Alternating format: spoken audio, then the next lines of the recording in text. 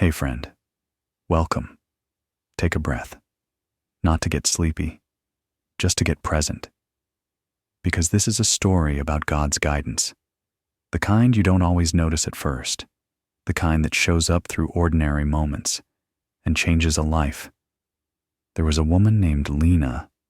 Lena was reliable, the kind of person people leaned on. She worked as a night shift paramedic in a busy city, and she'd seen enough pain to make her tough. But toughness has a cost. After a while, you don't just carry other people's emergencies, you carry them home, in your chest. Lena believed in God, not loudly, not in a showy way, more like she believed God existed, somewhere, but lately her prayers felt like they hit a ceiling, like her words went up and came back down unanswered. She didn't stop believing, she just stopped expecting. Then one night, the call came in. A cold night, wind cutting through the streets. Unknown medical, possible collapse, downtown. Lena and her partner Marcus drove fast, sirens, red lights, people staring. They arrived to find a man on the sidewalk, barely conscious. His hands were shaking, his face was pale, and Lena's training kicked in, fast, focused, professional. They worked hard. They did everything right. But sometimes right doesn't change the outcome. The man didn't make it. And Lena felt that familiar heaviness rise up. Not just sadness, guilt. Even when you do everything right, your mind still asks, what if I did more? That question is brutal, because it never ends. Back at the station, Lena washed her hands, again and again, as if she could rinse off the feeling. Marcus noticed. He didn't try to fix it. He just said, quietly, "You did what you could." Lena nodded, but her eyes stayed distant, because guilt doesn't care about logic. Guilt wants punishment. When Lena got home, she didn't turn on the TV. She sat on the edge of her bed and stared at the floor. Her apartment was quiet, but her mind was loud. She tried a prayer, a small one. God, I'm tired. Pause. I don't know how to carry this. Then she went silent, and for the first time in a long time, she waited. The next day, Lena found something strange in her jacket pocket. A small card, not hers, worn edges, creased like it had been held 1,000 times. On it, printed in simple letters, Psalm 23. That was it. No big message, no explanation. Just Psalm 23. Lena frowned. She didn't remember picking it up, but it was there, like it had found her. Lena looked up Psalm 23 on her phone.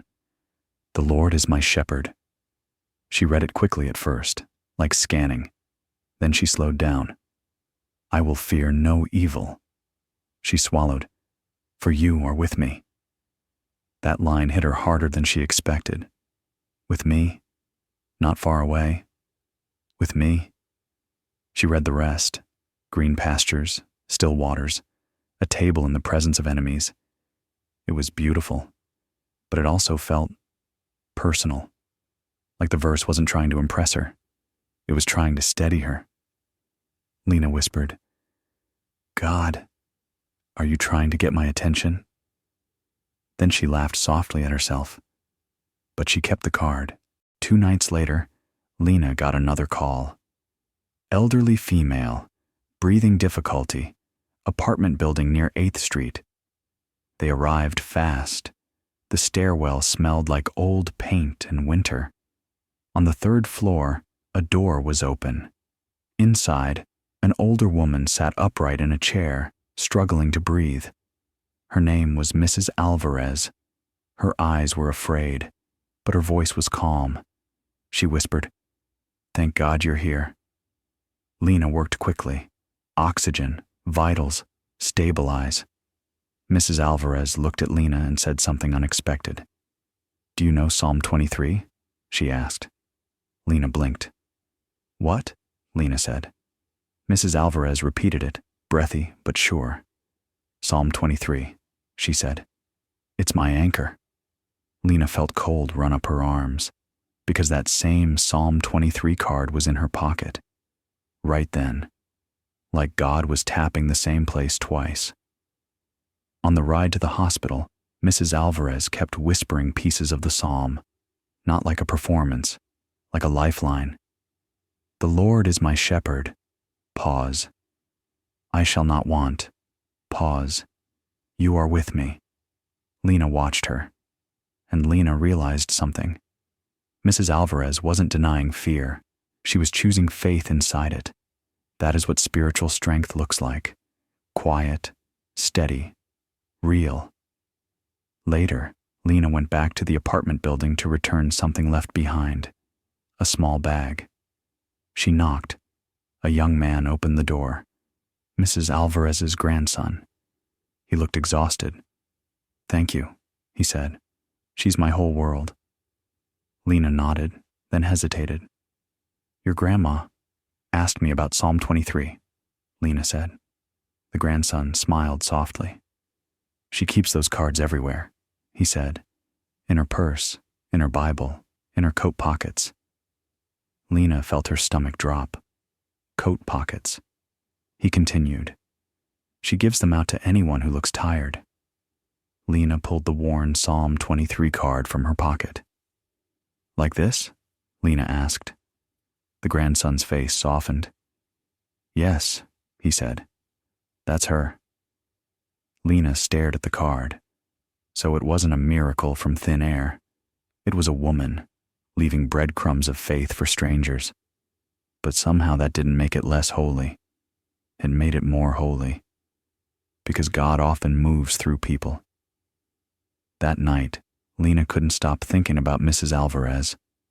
Not because she was dramatic, because she was steady. Lena thought, how can someone be that calm in the middle of fear? And then Lena realized something uncomfortable. Maybe calm isn't a personality. Maybe calm is a relationship with God that has been tested and proven. Lena sat in her kitchen with the psalm card. She read it slower this time. The Lord is my shepherd. She paused. She pictured a shepherd walking beside sheep at night, not yelling, not rushing, just staying close. Lena whispered, God, I need you close. Pause. I've been doing life like I'm alone. Pause. Please, shepherd me. It felt like surrender, and surrender can be scary, but it can also be the start of peace. At work, Lena began carrying the psalm card in her pocket intentionally, not superstitiously, as a reminder. When a call got intense, she would touch the card, not to perform faith, to remember, God is with me. Some nights, that thought didn't change the chaos, but it changed Lena. It softened the panic. It steadied her breathing. It gave her something bigger than adrenaline. A week later, there was a call that shook Lena. A teenager found outside a store, shaking, crying, not injured, just overwhelmed. The kid's name was Eli. Eli kept repeating, I can't do this. I can't do this. Lena knelt to Eli's level, and she said softly, Hey, you're not alone right now. Eli looked up, and something in Lena recognized that moment, because those were the same words she had said to Mara in another life? No, not Mara, her own past self, the self that needed someone to say, You're not alone. Lena helped Eli breathe, slow in, slow out. Marcus stayed quiet, respectful. Eli finally whispered, Do you believe in God? Lena froze. That question felt heavy, because Lena didn't want to lie, but she also didn't want to pretend she was strong, so she answered honestly. I believe God is real, she said, and I'm learning how to trust him. Eli nodded like that was enough. Sometimes people don't need certainty. They need sincerity. Eli said, My dad used to read the Bible. Then he left, and now I don't know what to believe. Lena felt a tightness in her chest. She didn't give a speech. She said, "I'm sorry that happened." Pause. "But God isn't your dad." Pause. "God doesn't abandon people like that." Eli's eyes filled. Lena continued, "God is the one who stays." Those words surprised her, because she realized she was preaching to herself too. After the call, Lena sat in the ambulance for a moment. She stared at her hands, and she whispered, "God, I said you stay." Pause. "Help me believe what I'm saying." Because sometimes your mouth speaks truth before your heart fully catches up. That's not hypocrisy. That's growth. That's faith in motion. Lena visited Mrs. Alvarez in the hospital a few days later. She brought flowers. Nothing fancy. Mrs. Alvarez smiled like she already knew Lena would come. She patted Lena's hand and said, "God has a way of bringing people together." Lena swallowed. "I found your psalm card," Lena admitted. Mrs. Alvarez chuckled. "Good," she said. "Keep it." Lena asked, "Why do you give them out?" Mrs. Alvarez leaned closer, like she was telling a secret. "Because people are tired," she said, "and God's word gives strength." Mrs. Alvarez looked at Lena with gentle eyes. "You carry heavy things," she said. Lena tried to smile it off, but Mrs. Alvarez wasn't guessing. She knew. She said, "Don't carry them alone." Lena's throat tightened. Mrs. Alvarez continued, "Jesus said, 'Come to me,' not 'fix yourself first. Come." Then she added, "And when you come, he gives rest to your soul." Lena felt tears rise, not because she was weak, because she was finally being seen. Quick pause. If you've ever felt tired in your spirit, or if any part of this story feels familiar, would you comment and tell me what stood out to you? Just one sentence. What did you feel? What line hit your heart? I read the comments, and your words might help someone else feel less alone. All right, back to the story. A month passed. Mrs. Alvarez went home. Eli started doing better, and Lena started noticing God in new ways, not as a distant idea, as a presence, in timing, in conversations, in small courage. Lena began to pray before her shift, not long prayers, simple ones. God be with me. Pause. Guide my hands. Pause. Protect my heart. One night, Lena had a call that brought the old guilt back, a hard case, a loss. Afterward, Lena sat in the station bathroom and stared at herself in the mirror. The old voice rose up. You should have done more. You failed. Lena put a hand on the sink.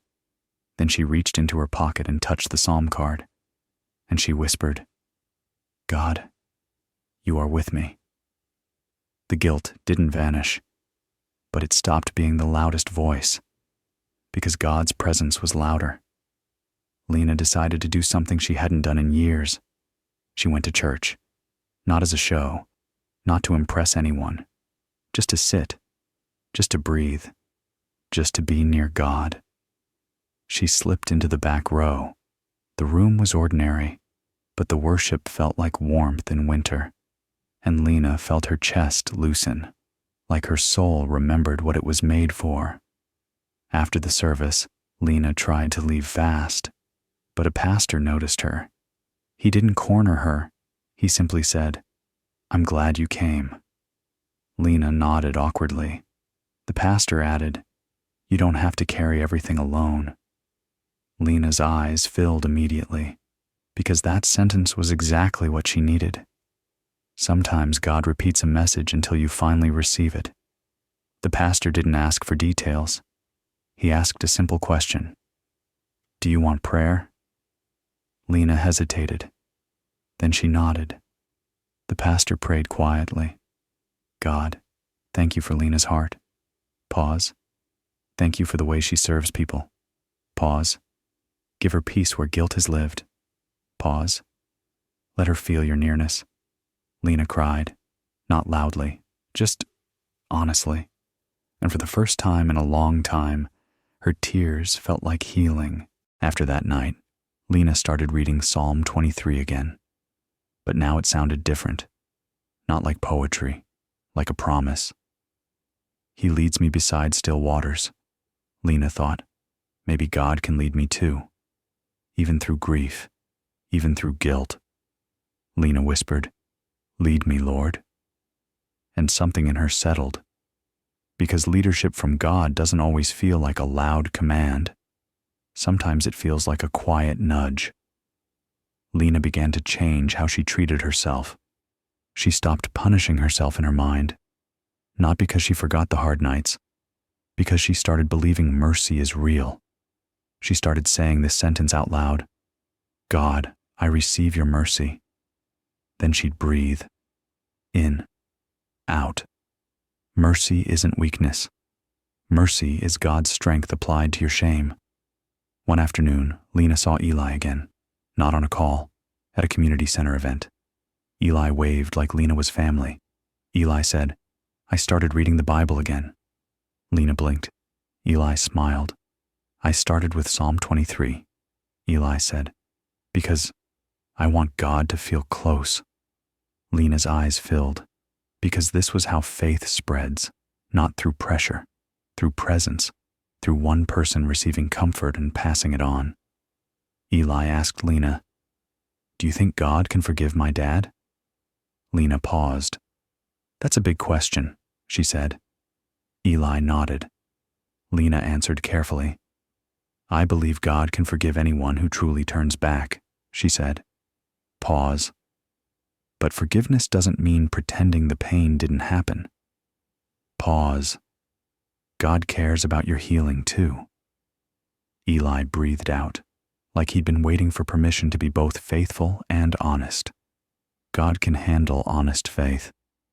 Lena started carrying extra psalm cards. Mrs. Alvarez had given her a small stack. Lena didn't push them on people, but sometimes she'd notice someone, a tired cashier, a stressed nurse, a lonely-looking man on a bench, and she'd say gently, "Hey, this helped me. Maybe it'll help you."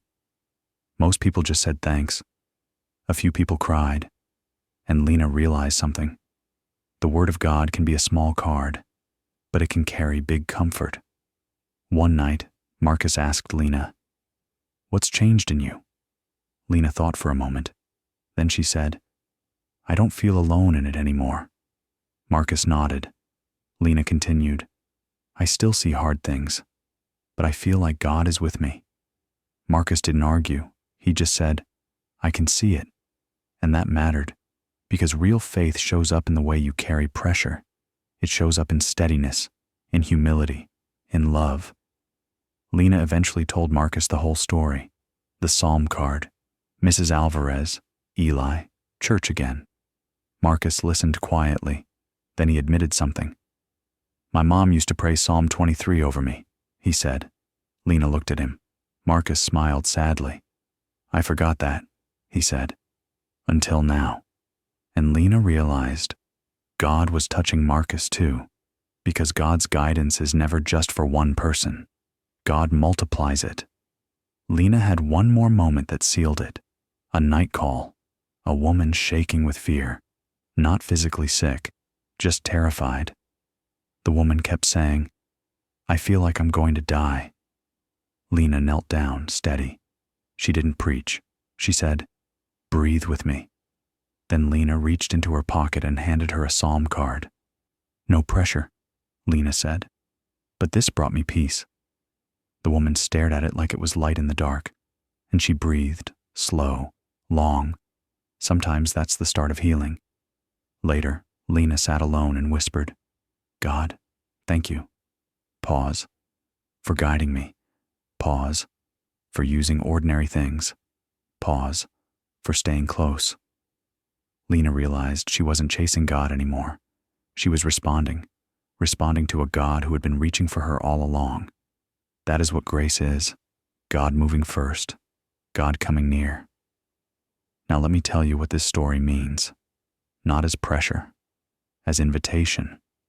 If you're tired in your spirit, God can shepherd you. If you're drowning in guilt, God can meet you with mercy. If you feel alone, God can be with you in a way that changes everything, not by making life perfect, by making you anchored. God is not far. God is near. Maybe your psalm card won't look like a card.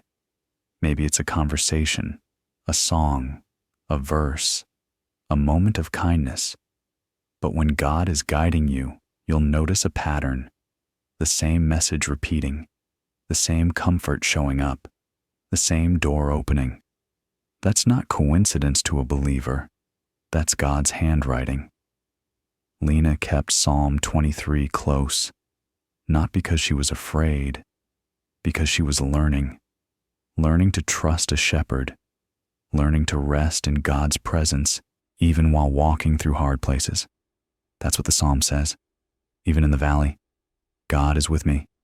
That with me is everything. If you need a simple prayer right now, try this. God, be my shepherd. Pause. Lead me. Pause. Protect me. Pause. Give me peace. You don't have to say it perfectly, just honestly. God is not looking for performance. God is looking for a willing heart. And if you've been carrying shame, hear this. Shame says, hide. God says, come. Shame says, you're done. God says, I'm not finished. Shame says, you're alone. God says, I'm with you. That is the spiritual battle, right there. Which voice will you believe? God's voice brings life. Lena's life didn't become painless, but it became meaningful. She served differently, loved differently, prayed differently. She was still human, but now she wasn't trying to be her own savior.